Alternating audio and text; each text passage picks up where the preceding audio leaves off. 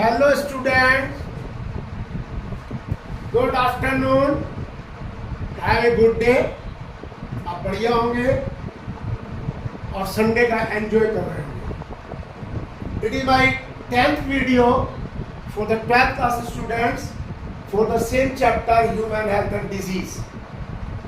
In the previous video I discussed with you about the cancer, types of cancer, region of the cancer, but now I start from the treatment of cancer. Cancer का treatment कैसे होता है? It is a dreaded disease. Number one, surgery. इसमें जो cancer tissue होता है उसको remove कर दिया जाता है। जो सस्पेक्टेड टिश्यू है, जो कैंसर टिश्यू है, उसको निकाल दिया जाता है entirely. No remain has been left of that.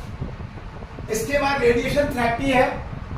इसमें रेडिएशन दिया जाता है ऑफ द एक्सरे। एक्सरे यानी lethal rays that can be cause the harm to the cancer cells, but with proper care that normal cells or tissue should not be affected. यानी कि expert जो होते हैं, the expertise in the cancer treatment, they use the X-ray but in proper way. In normal cells should not be come under the radiation of that. इसके बाद chemotherapy. इसमें cancer के अंदर हम जो है ये एंटर द और वे इंजेक्ट द और administrated the anti cancer drug. ये ड्रग जो होती है ये दी जाती है, एंटी कैंसर इंजेक्ट की जाती है। और ये जो एंटी कैंसर ड्रग्स होती है ये क्या करती है? They prevent the replication of DNA और सिंथेसिस ऑफ द डीएनए। कौन सी? Anti cancer drugs. Anti cancer उनका बंडल हो गया किसका? डीएनए का। और they are more toxic to the cancer cell. ये जो आपके कीमोथेरेपी होती है ये कैंसर सेल्स को ज्यादा हार्म पहुंचाती है than the normal cell. Normal cell affected होते हैं लेकिन कम होती है। तो एंटी कैंसर ड्रग जो दी जाती है टू द कैंसर पेशेंट, इनके कुछ साइड इफेक्ट्स भी है। लॉस ऑफ हेयर है और एनीमिया, ये चीजें हो जाती है जब कीमोथेरेपी दी जाती है। कीमोथेरेपी में हम यहाँ पर इंट्रोड्यूस द और inject the anti cancer drugs. अब आती है इम्यूनोथेरेपी। This is another. इसमें जो ट्यूमर सेल्स है avoid the detection and destruction by the immune system. यानी कैंसर सेल्स का जो आपकी बॉडी का इम्यून सिस्टम है वो उसका कुछ नहीं कर पाता, उनको कुछ नहीं कर पाता। That the immune system of our body is not be capable to damage और reach the harm to the cancer cells. इसके लिए हमें यहाँ पर इम्यूनोथेरेपी दी जाती है। और इम्यूनोथेरेपी जब दी जाती है तो इसमें हमें अल्फा इंटरफेरोन दिया जाता है। अल्फा इंटरफेरोन जो है इंजेक्ट किया जाता है और ये हमारे जो इम्यून सिस्टम है उसको एक्टिवेट कर देता है। जो इम्यून सिस्टम अगर काम नहीं करता है उसको एक्टिवेट कर, और जब वो इम्यून सिस्टम एक्टिवेट हो जाता है तो वो जो आपका इम्यून सिस्टम बॉडी का वो कैंसर सेल्स को और टिश्यू को ट्यूमर को खत्म करना शुरू कर देता है। वेरी इंपॉर्टेंट कि अगर in most of the cancer tumour surgery, radiotherapy and chemotherapy, they all are given to the patient at the same time.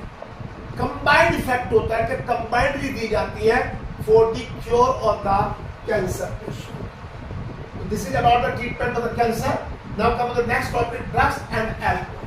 देखिए ड्रग्स और अल्कोहल आज तो बड़ी कॉमन हो गया हमारी यंग जनरेशन में। Due to the swinging mood, due to have the curiosity, due to changing climate, due to changing our surrounding, तो हमारी सराउंडिंग चेंज आ रही है, हमारी जो एनवायरनमेंट में चेंज आ रही है। Due to our young generation they prefer to consume to it, वो इनको कंज्यूम करना प्रीफर करते हैं क्योंकि उनके मोड्स का जो मूड है वो स्विंग होना शुरू हो जाता है।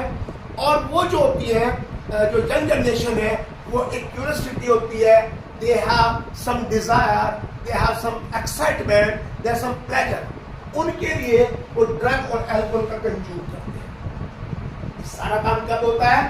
एडोलसेंस। एडोलसेंस एक पीरियड है 12 to 18 years ऑफ एज, 12 से 18 साल के बीच में है। ये जो एडोलसेंस पीरियड है ये हमारा जो चाइल्डहुड है और हमारा जो एडल्टहुड है उन दोनों के बीच में ब्रिज का काम करता है, एक गैप का काम। चाइल्डहुड से जब एडल्टहुड की तरफ बढ़ते हैं तो उसके बीच में पीरियड आता है जिसे हम एडोलसेंस कहते हैं। और ये जो पीरियड है, ये जो टाइम है, ये जो ड्यूरेशन है, ये वेरी सीरियस और वेरी सेंसिटिव और वेरी सॉफ्ट होता है। That can be easily affected by the changing surrounding as the person mix with the surrounding or with other people, with other their same group people, so then there is a change in the mental, उसकी mental state change हो जाती है, उसकी psychological change आ जाती है और इस change की वजह से वो that start to consume some drugs and alcohol। तो यहाँ पर देखिए ड्रग्स आती है। देखिए ड्रग्स वो केमिकल है, these are those chemicals which are taken by the person for the cure of the disease। Chemicals है taken, these are the chemicals which are taken for the cure of the disease or for maintaining the proper functionality of the body। Body सही से काम करे उसके लिए we take the drugs और these drugs are prescribed by the doctor। देखिए जो doctor drug prescribe करता है वो बड़े ही सोच और समझ के करता है कितनी क्वांटिटी में चाहिए। But when we are taken its own, तो खुद ले रहे हैं for their pleasure, for their excitement, for their another reason, happiness, joy, तो एंजॉय के लिए भी देते हैं, तो तब ये कहलाती है ड्रग अब्यूज। क्या called the drug abuse. Then you are taking, जब आप ले रहे हैं, you are taking for non-medical purpose। आप जब खुद ले रहे हैं, अपने आप से ले रहे हैं, अपनी मर्जी से ले रहे हैं, अपने एक्साइटमेंट के ले रहे हैं, अपने प्लेजर के ले रहे हैं, अपनी हैप्पीनेस के लिए ले रहे हैं, उस कंडीशन में ये नॉन मेडिकल बन जाती है। इनका मेडिकली कोई यूज आपके लिए नहीं रह गया। You are just for excitement and enjoyment. अब देखिए यहाँ पर ये जो सोर्सेज ऑफ ड्रग्स है इसमें फ्लावरिंग प्लांट्स और फंजाई। ध्यान रखना दो चीजें यूज, दो दियर टू सोर्सेज। इनमें कैटेगरी आएगी, they are categorized in different categories. इन कैटेगरी में जब इनकी बात करते हैं हम यहाँ पर, तो देखिए एक आता है ओपिएट और ओपिएट।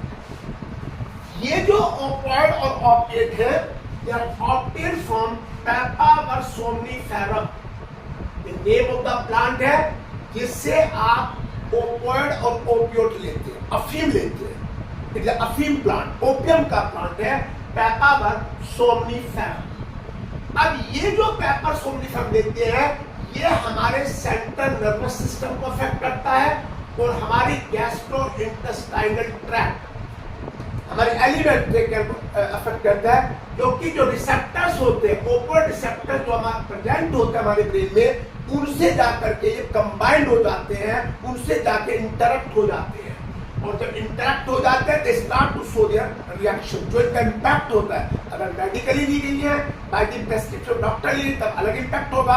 और आपने उस time you are taking a prescribed quantity, but when you are taking its own, the quantity is not a matter, whatever the requirement you require that you take it, उसे आप लेते हैं। तो ये नार्कोटिक्स होती है, एनाल्जेसिक पेन रिलीवर होती है, पेन किलर होती है, एनाल्जेसिक सेडेटिव आपको आराम देती है, एंड एस्ट्रिंजेंट इफेक्ट्स होती है। यानी जो आप ऑपिएट ले रहे हैं इनके यहाँ पर इफेक्ट है narcotic, analgesic, sedative and astringent effects.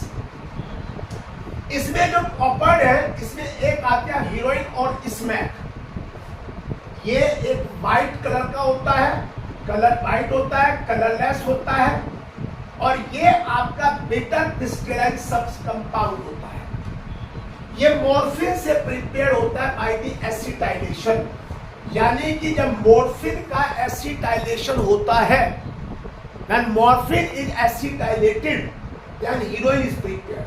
ये जो हीरोइन है, जो स्मैक है, ये आपकी मॉर्फिन से 3 टाइम्स ज्यादा स्ट्रॉन्ग है। It is 3 times more stronger than the morphine. ये आपकी बॉडी के फंक्शन को स्लो डाउन कर देती है, ये बॉडी के फंक्शन को स्लो डाउन कर देती है। कितने सेंटर। इसके बाद आती है आपकी मॉर्फिन।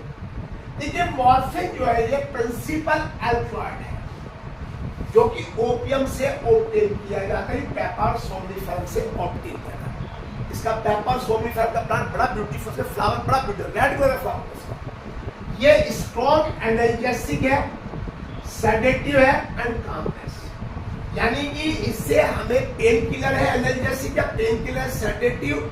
आपको ये नींद स्टिमुलेट करती है, नींद आती है, और ये आपको रिलैक्स देता है, काम स्टेट देता है कि आप थोड़े ठंडे रहे, डाउन रहे। ये आपके रेस्पिरेटरी ट्रैक्ट को डिप्रेस करता है, हार्ट बीट को कम करता है, ब्लड प्रेशर को कम करता है, और यूरिन का आउटपुट को भी ये कम करता है। कौन? मॉर्फिन। इसके बाद आपके कैनाबिनॉइड्स आते हैं। ये कैनाबिनॉइड्स जो होते हैं, they are obtained from cannabis sativa. ये इसका प्लांट है कैनाबिस सटाइवा, इसे भांग का प्लांट कहते हैं, और इससे हम ये कैनाबिनॉइड्स ऑब्टेन करते हैं। इस कैनाबिस सटाइवा का जो प्लांट है, इसमें लीव और इन्फ्लोरेसेंस करते हैं। लीव भी यूज करते हैं और इन्फ्लोरेसेंस से भी हम इसको ऑब्टेन करते हैं। इसका साइंटिफिक कैनाबिस सटाइवा है, और इसको कॉमनली हेम्प का प्लांट भी कहते हैं।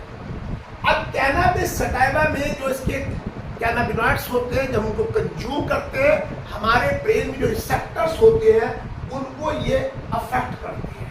तो यहाँ पर देखिए, इनको हम कॉम्बिनेशन में लेते हैं, मैरिजुना बनाते हैं, हशीश है, चरस है, गांजा है, ये सब एक डिफरेंट कॉम्बिनेशन में दी जाती है।